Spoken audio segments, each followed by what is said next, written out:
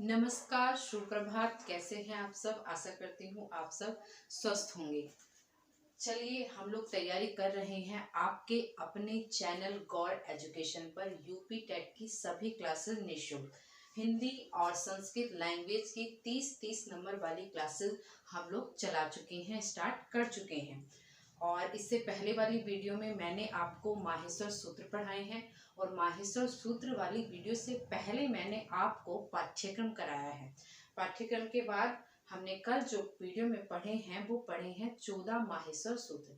एक बार थोड़ा सा हल्का सा 2 मिनट के लिए रिवीजन कर लेते हैं। कितने माहेश्वर सूत्र होते हैं? चतुर्दश माहेश्वर सूत्रों में अच प्रत्याहार में यानी 4 सूत्रों में हमारे क्या आ जाते हैं? स्वर आ जाते हैं। और 5वें से 14वें तक हमारे व्यंजन आ जाते हैं। व्यंजन वाला प्रत्याहार है हमारा हल। ठीक है, एक बार हम उनका 14 के 14 माहेश्वर सूत्रों का रिवीजन कर लेते हैं। पहला है हमारा अयुण है। दूसरा एऊंग है, दूसरा रील रिक है। एऊंग, एओज, हवरट, लड़, यम, गण, नम, झवय। और झवय के बाद है हमारा घड़दश के बाद है जब गड़दश। ख, फ, छ, ठ, तव, थ, च, ट, त, व, कपय, श, शर और हल। ये 14 चतुर्दश माहेश्वर सूत्र हैं जो मैं आपको कल की वीडियो में करा चुकी हूँ। और इनको किस किस नाम से भी आपके लिए प्रश्न बन सकता है। माहेश्वर सूत्र के नाम से पूछा जा सकता है कितने हैं, शिव सूत्र कितने हैं, शिव जाल कितने हैं, वर्ण समामनाएं कितने हैं और वर्ण वेद कितने हैं। ये सब इनके माहेश्वर सूत्रों के अन्य नाम हैं। आज हम चर्चा करेंगे वर्ण विचार पर। वर्ण विचार में क्या पढ़ेंगे? आज पढ़ेंगे हम स्वरों को और व्यंजनों के भेद। ठीक है, मैं आपको एक तालिका से पढ़ा रही हूँ। पहले पढ़ लेते हैं हम स्वर वाले। ठीक है,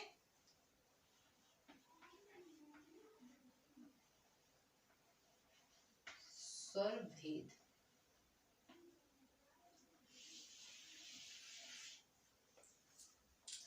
पहले पढ़ेंगे हम स्वर।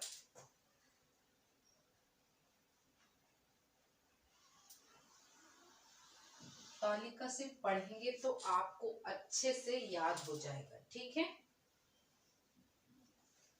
पहले में लिखिए कुल स्वर।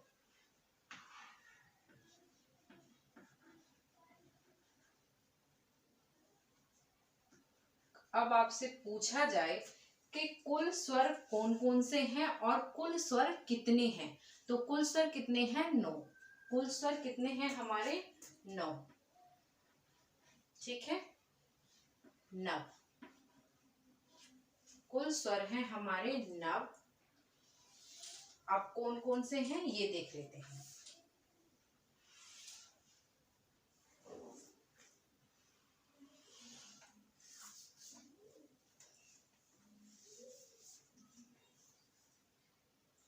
नौ है हमारे कुल स्वर। हमारे किस प्रत्याहार में आ जाते हैं? अच प्रत्याहार में। ठीक है,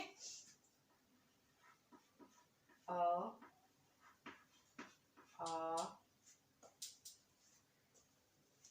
आ और हो गया हमारा नहीं, अ, ई अयुण का, और ऊ, री हो गया, री हो गया, ए हो गया, आई हो गया, औ लिखेंगे। ये हिंदी नहीं है, ये संस्कृत है। ठीक है, और आई और हमारा हो जाएगा औ। यहाँ लिख देते हैं। ठीक है, छोटा लिख दूंगी तो चलिए एक साथ ही आ जाएगा। मैं छोटा करके लिख देती हूँ। और जो ये कुल स्वर है वो आप यहाँ लिखिए 9। कुल स्वर है हमारे, यहाँ लिखिए 9। ठीक है, अ, ई, ऊ, री, री, ए, औ, आई, आओ। ठीक है, ई, अ, ई, उ, ये आ गया हमारा अयुड़ वाला प्रत्याहार। री से लिक हमारा लिक, जो लिक है और जो अयुड़ है उसमें जो लास्ट हमारा इत संज्ञक वर्ण था वो था हमारा हलंत वर्ण था, वो हमारा इत संज्ञक हो जाता है। और उससे पहले के वर्ण मैं आपको कल प्रत्याहार बनाना सिखा चुकी हूँ। आप पिछली वीडियो मेरी चेक करेंगे, देखेंगे तो आप समझ पाएंगे आराम से। ठीक है, 1 2 3 4 5 6 7 8 9 प्रत्याहार कौन सा हो जाएगा? अच। अच, ठीक है, यहां भी लिख सकते हैं। अच प्रत्याहार में क्या आते हैं? हमारे सारे स्वर। हमारे कुल स्वर कितने हैं? 9। और कौन सा प्रत्याहार में आ जाते हैं सारे स्वर? अच प्रत्याहार में। अब देख लेते हैं हम मूल स्वर।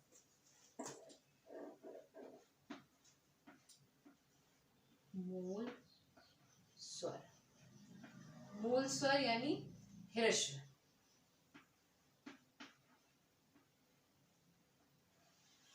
मूल स्वर ह्रस्व हैं हमारे 5।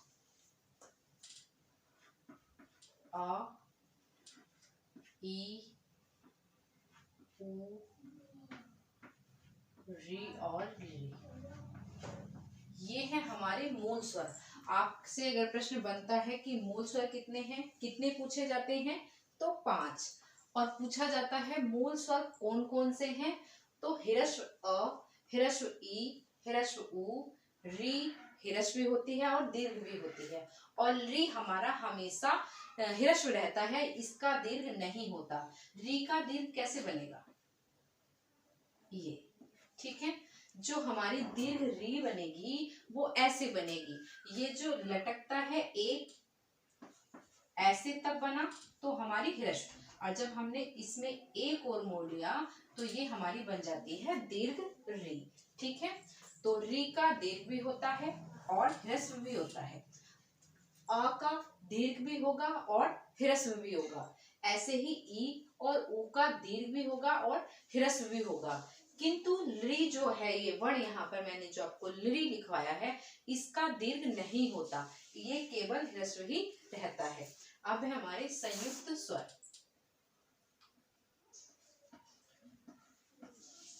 संयुक्त स्वर कितने होते हैं? 4।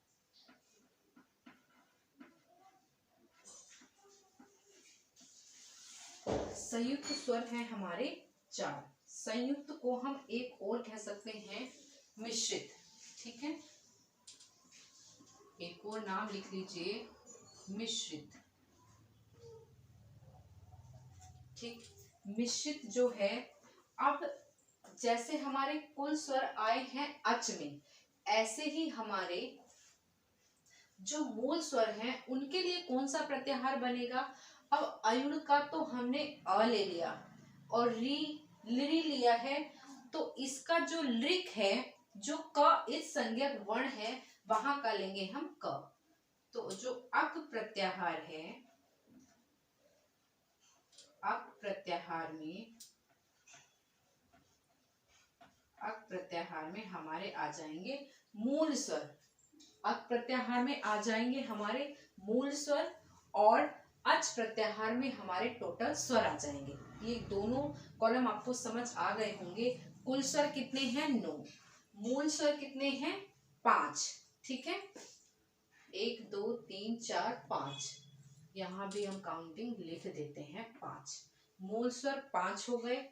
किस प्रत्याहार में आए? अक प्रत्याहार में। और जो कुल स्वर हैं वो 9 हैं, किस प्रत्याहार में आते हैं? अच प्रत्याहार में आते हैं। अब संयुक्त स्वर यानी मिश्रित स्वर जो मिलकर बने हैं, मिलकर कौन से स्वर बनते हैं? अ प्लस ई, संधि पढ़ी है, कुछ थोड़ी बहुत नॉलेज होगी। क्या बनता है?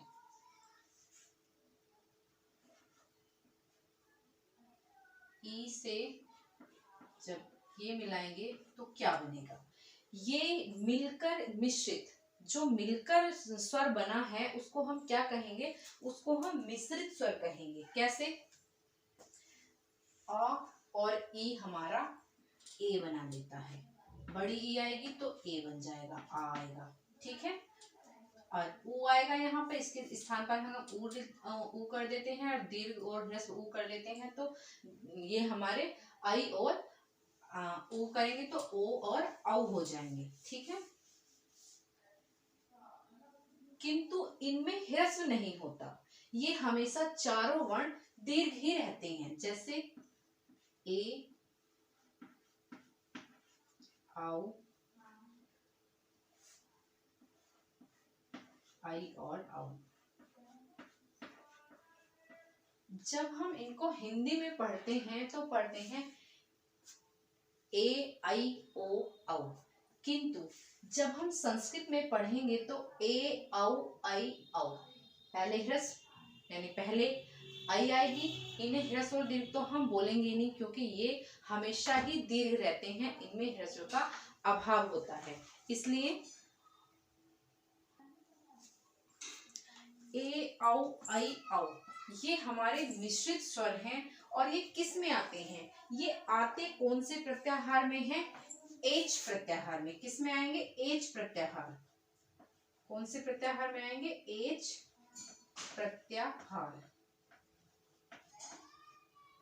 मैं पूरी व्याकरण आपको तालिका से पढ़ा सकती हूँ, और पूरी व्याकरण तालिका से पढ़ने के बाद आप बहुत कम टाइम में बहुत सारी ज्यादा चीजें सीख जाएंगे। कुल स्वर अच प्रत्याहार में आ गए, मूल स्वर अक प्रत्याहार में आ गए, और संयुक्त यानी मिश्रित स्वर हमारे एच प्रत्याहार में आ गए। अब आते हैं हमारे दीर्घ स्वर।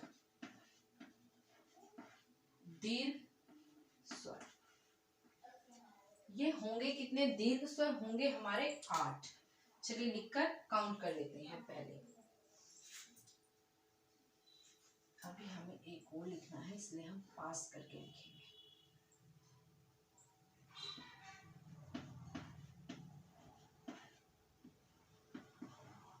दीर्घ स्वर है हमारे 8, ठीक है।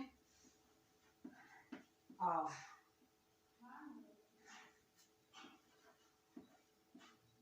दीर्घ ई, दीर्घ ऊ, दीर्घ री, ठीक है। दीर्घ री, और 1 2 3 4, और ये आ जाएंगे चारों वर्ण संयुक्त वर्ण, ठीक है।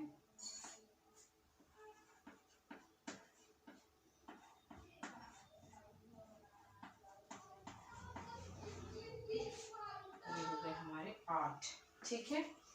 दीर्घ आ, दीर्घ ई, दीर्घ ऊ, दीर्घ री, आई, औ, आई, औ ये हमारे होते हैं हमेशा दीर्घ। इन ये ए, औ, आई, औ कभी भी, तो 8 हमारे कैसे स्वर हो गए? दीर्घ स्वर। फिर से देख लेते हैं। कुल स्वर 9 है, मूल स्वर 5 है, संयुक्त स्वर 4 है, और दीर्घ स्वर हमारे 8 हैं, ठीक। संयुक्त स्वर एच प्रत्याहार में आते हैं, और मूल स्वर अक प्रत्याहार में आते हैं, और पूरे स्वर जब आएंगे तो कुल स्वर के लिए हमारा अच प्रत्याहार आएगा, अच, और सारे व्यंजनों के लिए आएगा हल, ठीक है। अब एक और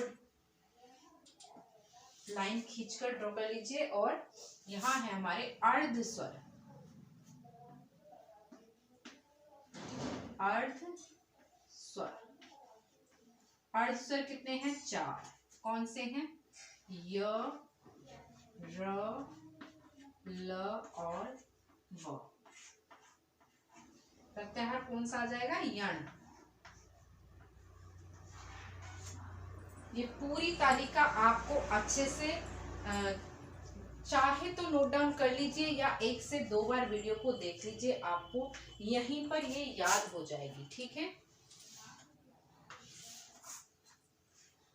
य, व, य, र, ल, व। मैंने सीक्वेंस गलत लिखा है, हिंदी वाला लिखा है। हमारा सीक्वेंस जो संस्कृत में है अर्ध स्वर का, वो है य, व, र ल, ये है। ये भी क्वेश्चन आता है कि य व र ल को क्रम से लिखिए। हमारा हिंदी में क्रम अलग है और संस्कृत में अलग है, इसीलिए जब आप ध्यान से पढ़ेंगे, डीप जाकर पढ़ेंगे, तब आपको समझ आएगा कि दोनों लैंग्वेज अलग अलग हैं। हालांकि बहुत सारी चीजें एक सी हैं, लेकिन जहां से क्वेश्चन पुटअप होता है, जहां से एग्जामिनर क्वेश्चन बनाएगा, वो ऐसा ही बनाएगा ताकि आपको हिंदी का पता हो और आप संस्कृत में उससे ना पढ़ें और वहीं से क्वेश्चन बनता है और आपका आता हुआ क्वेश्चन गलत हो जाता है। जब हम हिंदी में शुरू से पढ़ रहे हैं य र ल व, लेकिन संस्कृत का जो सीक्वेंस है वो है य व र ल, यानी हमको बर याद रखना है। पहले ये याद ही रहेगा, बीच में हमारा बर होना चाहिए, ठीक है। ला हमें अपने आप से याद आ जाएगा। तो ये अर्ध स्वर क्यों कहा गया? जब हम यण संधि पढ़ते हैं तो ई के स्थान पर य करते हैं, ऊ के स्थान पर व करते हैं, और री के स्थान पर र करते हैं, और री के स्थान पर ल करते हैं। इसलिए हमने इनको क्या कहा? अर्ध स्वर। ये क्या कहे जाते हैं? अर्ध स्वर। कितने होते हैं? 4। दीर्घ स्वर कितने होते हैं? 8। संयुक्त यानी मिलकर जो बने हैं मिश्रित स्वर कितने होते हैं हमारे? 4। किस प्रत्याहार में आ जाते हैं? अच। और जो यण संधि वाले हमारे स्वर के स्थान पर रखे जाते हैं वो य व र ल यण प्रत्याहार में ही आते हैं। हम यण के स्थान पर इक करते हैं, इज्ञणम, ठीक है। इको यणची जो सूत्र है, जब मैं आपको सूत्र डिटेल पढ़ाऊंगी तो वहां आपको आराम से समझ आएगा। तो यण के स्थान पर हम क्या करेंगे? इक करते हैं यण संधि में। मूल स्वर 5 हो गए, कुल स्वर हमारे 9 हो गए और अच प्रत्याहार में हो गए। चलिए 2 से 4 क्वेश्चन देख लेते हैं। आज यही तालिका आपको समझनी है, यही तालिका चाहे तो स्क्रीनशॉट लेके रख लीजिए, यहां से क्वेश्चन पुटअप होता ही है, ठीक है। चलिए एक और तालिका बनाएंगे छोटी सी।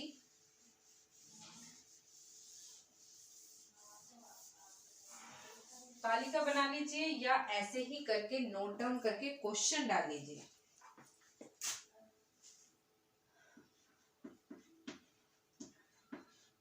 सदैव ह्रस्व वर्ण, सदैव ह्रस्व वर्ण,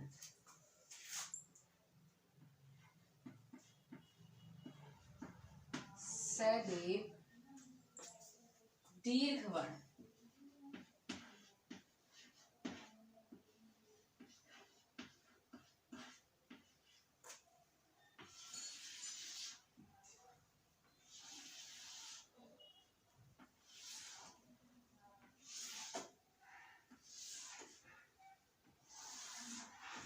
सदैव दीर्घ। अभी मैंने आपको जब तालिका बनवाई तब आपको मैंने बताया था कौन सा हमेशा दीर्घ रहेगा, किसका दीर्घ नहीं होता और कौन सा दीर्घ रहेगा, ठीक है।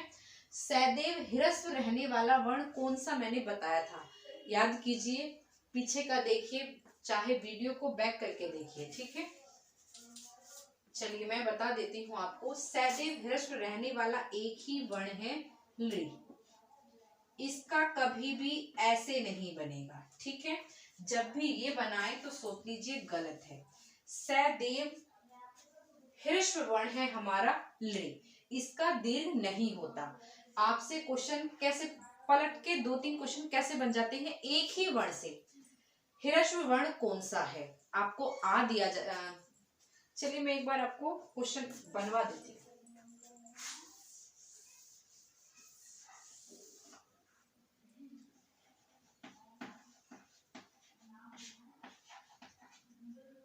कौन सा वर्ण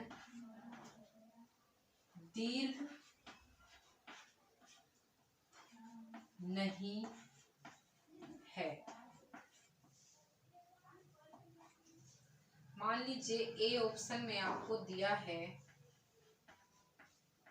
आ, ठीक है। फिर दिया है बी ऑप्शन में दिया है आपको ये, सी में दिया है आपको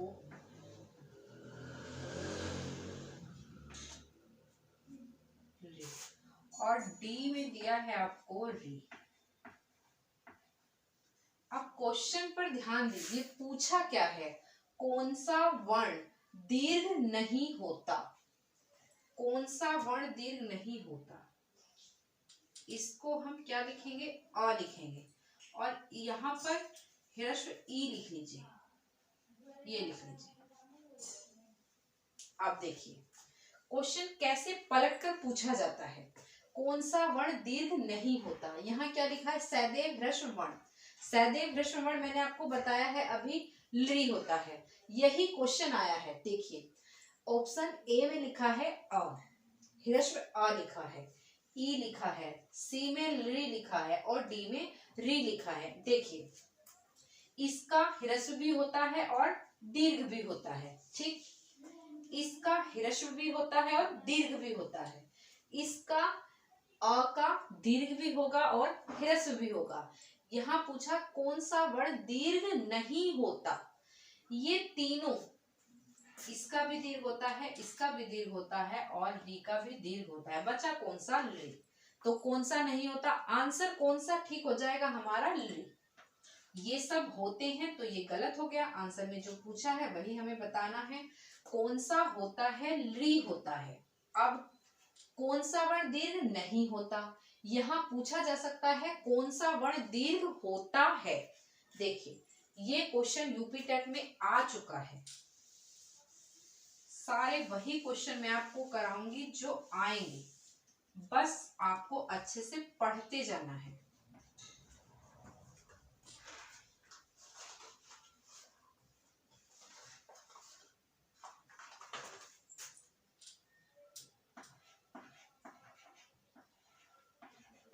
कौन सा वर्ण दीर्घ है,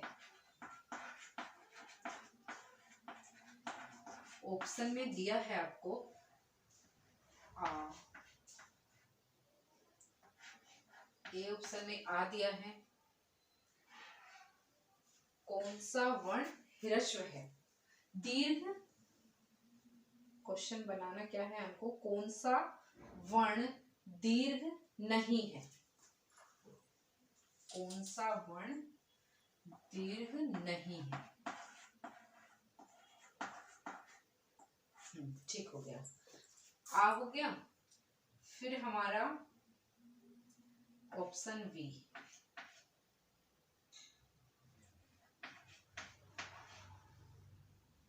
ओ लिख देंगे। यही क्वेश्चन था, यही ऑप्शन थे जहां तक मुझे याद है, ठीक है।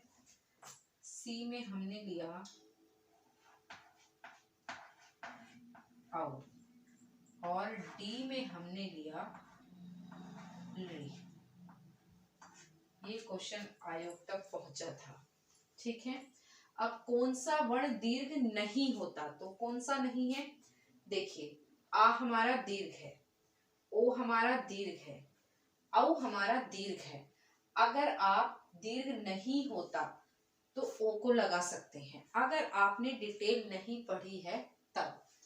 ओ दीर्घ है, ये भी दीर्घ है। अब पूछा है जो नहीं होता, लृ पर किसी का ध्यान जाएगा ही नहीं। ऑप्शन भी ऐसे सेट किए जाते हैं ताकि आप आगे वाले ऑप्शन में ही फंस जाएं।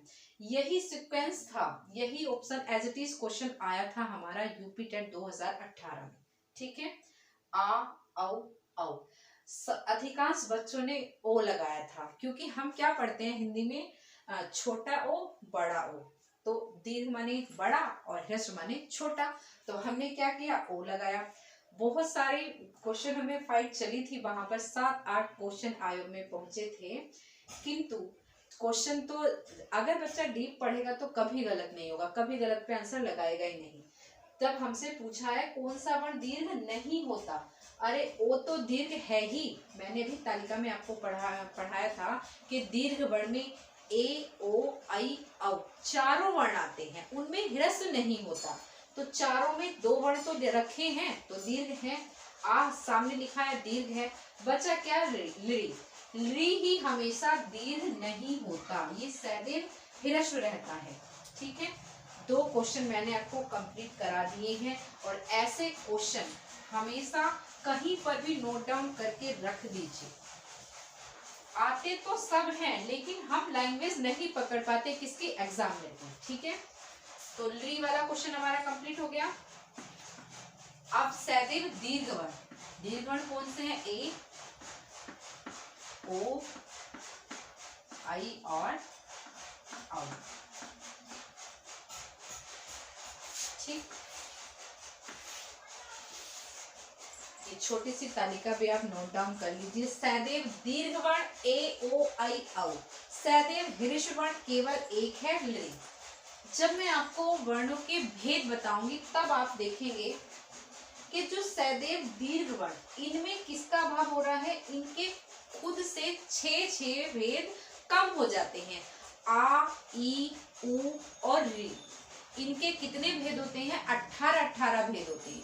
18 प्रकार के अ हैं, 18 प्रकार की ई हैं, 18 प्रकार के उ हैं, री हैं। किंतु इनमें क्या नहीं हो रहा, इनमें ह्रस्व नहीं हो रहा, तो 6 भेद कम हो गए। अब इसमें क्या नहीं हो रहा, दीर्घ नहीं हो रहा, तो फिर से 6 भेद कम हो गए। ठीक है, जो हम पढ़ेंगे ह्रस्व दीर्घ प्लुप्त, तो वो 3 जो वर्ण है हमारे, 6 भेद कम हो जाते हैं। वो ऐसे ही कम होते हैं क्योंकि यहाँ ह्रस्व की का अभाव है और इसमें दीर्घ का अभाव है। और जो हमारे मूल स्वर हैं, अ, जो हमारे प्राकृतिक मूल स्वर हैं, अ, ई, उ और री, आ, ई, उ और री 4 हमारे प्राकृतिक स्वर हैं। जो हमारे 4 प्राकृतिक स्वर हैं उनके 18 भेद होते हैं। अब पूछे जाते हैं हमसे री और प्लस री के परस्पर भेद बताइए, तो 30 हो जाते हैं। 12 और 18 30, 18 तो इसके हो गए और इसके कितने हो गए, 12, तो 18 और 20 30। इन दोनों के ही परस्पर एक साथ पूछे जाते हैं। अगर आपका ए से ए का पूछा जाता है अलग देकर, तो 12 भेद, इसके भी 12 भेद हैं, इसके भी 12 भेद हैं, इसके भी 12 हैं और इसके भी 12 भेद हैं। ठीक, ली के भी 12 भेद हैं। बाकी जो बचे, जैसे आ होता है, ई ह्रस्व ई भी होगी और दीर्घ ई भी होगी, ह्रस्व उ भी होगा और दीर्घ उ भी होगा, दीर्घ री भी होगी और दीर्घ उ भी होगा, तो उनके कितने भेद हो जाएंगे। जैसे आ है, पूछा जाएगा 18 भेद, ई है 18 भेद, उ है 18 भेद और री है 18 भेद। आंख बंद करके लगा दीजिए। अगर आपने ये डिटेल पढ़ ली तभी आपको ये चीज समझ आएगी। भेद कौन कौन से होते हैं ये मैं नेक्स्ट वीडियो में आपको समझा दूंगी।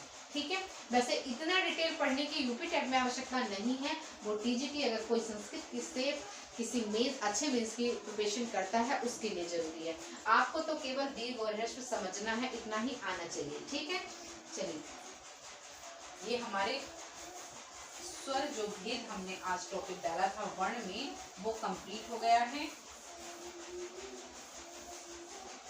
क्वेश्चन भी लगभग हमने देख ही लिए हैं, क्वेश्चन भी लगभग हमारे हो ही गए हैं। एक बार फिर से रिविजन कर लेते हैं। कुल स्वर 9 होते हैं, मूल स्वर 5 होते हैं, संयुक्त स्वर मिश्रित स्वर 4 होते हैं और दीर्घ स्वर, केवल दीर्घ स्वर हमारे 8 होते हैं, अर्ध स्वर हमारे 4 होते हैं, य, व, र, ल। ठीक है, कुल स्वर सारे स्वर आ जाएंगे अच प्रत्याहार में और जो हमारे मूल स्वर हैं वो अप प्रत्याहार में आ जाएंगे और जो हमारे मिश्रित स्वर हैं वो एज प्रत्याहार में आ जाएंगे। ठीक है, और जो अर्ध स्वर हैं वो हमारे यण प्रत्याहार में आ जाएंगे। तो आपको प्रत्याहार भी याद हो गए, आपको संख्या भी याद हो गई, आपको छोटा बड़ा भी याद हो गया, आपको किसके कितने भेद होते हैं वो भी याद हो गया। आपको 5 क्वेश्चन आज की वीडियो में 5 से 6 क्वेश्चन याद हो गए हैं और इन क्वेश्चन में से आपको जरूर एक क्वेश्चन मिल जाएगा।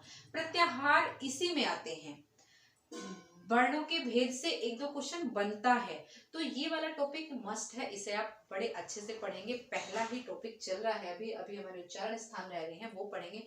कल की वीडियो में हम व्यंजन भेद पढ़ेंगे। आज हमने स्वर भेद पढ़े, कल की में हम व्यंजन भेद पढ़ेंगे। तब तक के लिए नमस्कार। वीडियो पसंद आए तो लाइक करना और चैनल को सब्सक्राइब करके रखना।